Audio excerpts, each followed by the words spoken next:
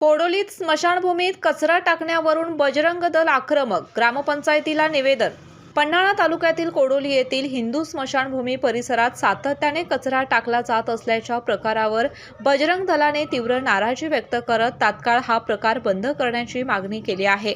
तसेच स्मशानभूमी परिसरातील साचलेला कचरा त्वरित हटवून संपूर्ण परिसर स्वच्छ करण्यासह नागरिकांच्या सोयी सुविधा उपलब्ध करून देण्याबाबत आज कोडोली ग्रामपंचायतीचे ग्रामविकास अधिकारी जयवंत चव्हाण पाटील यांना निवेदन सादर करण्यात आले।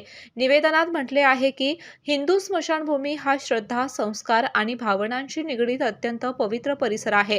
अशा ठिकाणी कचरा टाकला जाणे ही गंभीर बाब असून त्यामुळे परिसराचे पावित्र्य आणि स्वच्छता धोक्यात आली आहे। त्यामुळे स्मशानभूमीत कोणत्याही परिस्थितीत कचरा टाकण्यास बंदी घालावी, नियमित स्वच्छता मोहीम राबवावी आणि भविष्यात अशा घटना पुन्हा घडू नयेत यासाठी प्रभावी उपाययोजना कराव्यात, अशी मागणी बजरंग दलाने केली आहे। याशिवाय परिसरात आवश्यक स्वच्छता, देखभाल आणि नागरिकांसाठी मूलभूत सुविधा उपलब्ध करून देण्याचीही मागणी करण्यात आली।